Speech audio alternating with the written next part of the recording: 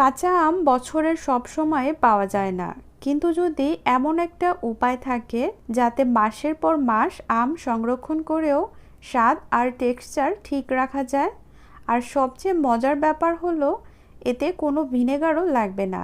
আজ আমি আপনাদের সাথে শেয়ার করব আমার খুব সহজ আর ঘরোয়া কাঁচা আম সংরক্ষণ পদ্ধতি। তাই ভিডিওটা শেষ পর্যন্ত দেখুন, কারণ শেষে আমি এমন কিছু টিপস দেব যেগুলো মানলে আম অনেক দিন ভালো থাকবে। প্রথমে আমি কাঁচা আমগুলো লবণ পানি দিয়ে খুব ভালো করে ধুয়ে নিচ্ছি। এই স্টেপটা অনেক গুরুত্বপূর্ণ, কারণ এতে আমের গায়ে থাকা ময়লা বা জীবাণু পরিষ্কার হয়ে যায়। বিশেষ করে সংরক্ষণের সময় পরিষ্কার পরিচ্ছন্নতা খুবই জরুরি। ধোয়া হয়ে গেলে টিস্যু দিয়ে আমগুলো একদম শুকিয়ে মুছে নিয়েছি। এখানে একটা টিপস দেই, আমে যদি সামান্য পানিও লেগে থাকে তাহলে পরে খুব দ্রুত নষ্ট হয়ে যেতে পারে, তাই যত ভালোভাবে শুকানো যাবে ততই ভালো। আপনারা চাইলে আমগুলো দুইভাবে রেডি করতে পারেন। কিছু আমের খোসা ছাড়িয়ে কেটে দেখাচ্ছি, আর কিছু খোসা সহই রাখছি। খোসা সহ আম সংরক্ষণ করলে খেতে একটু বেশি ক্রাঞ্চি লাগে, আর খোসা ছাড়ানো আম পরে ভর্তা, আচার বা ডাল রান্নায় ব্যবহার করতে অনেক সুবিধা হয়। এখন চুলায় একটা হাঁড়িতে আমি পানি গরম হতে দিয়েছি। পানি গরম হয়ে গেলে এর মধ্যে পরিমাণ মতো লবণ মিশিয়ে নিচ্ছি।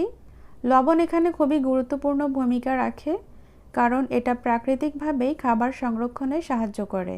তারপর লবণ মেশানো পানিটা ভালো করে ফুটিয়ে নিয়েছি।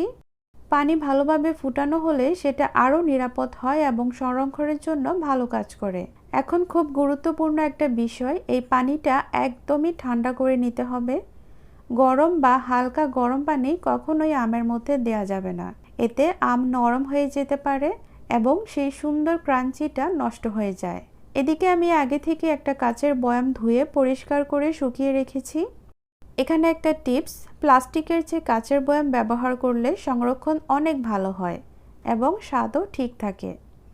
আর বয়াম যেন একদমই শুকনো থাকে, এটা অবশ্যই খেয়াল রাখবেন।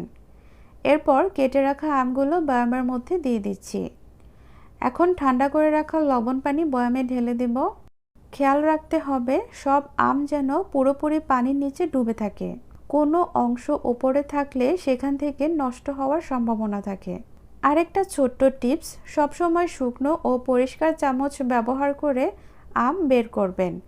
ভেজা চামচ ব্যবহার করলে খুব দ্রুত পানি নষ্ট হয়ে যেতে পারে। ব্যাস, খুব সহজেই তৈরি হয়ে গেল ভিনেগার ছাড়া কাঁচা আম সংরক্ষণের দারুণ একটা পদ্ধতি। এইভাবে সংরক্ষণ করলে অনেক দিন পর্যন্ত আম ভালো থাকবে, আর যখন খুশি তখনই বের করে ভর্তা, আচার, ডাল বা টক ঝাল যে কোনো রেসিপিতে ব্যবহার করতে পারবেন। ভিডিওটা ভালো লাগলে অবশ্যই লাইক, কমেন্ট আর শেয়ার করতে ভুলবেন না। আর এমন আরও সহজ ঘরোয়া টিপস পেতে আমার চ্যানেলটা সাবস্ক্রাইব করে পাশেই থাকুন।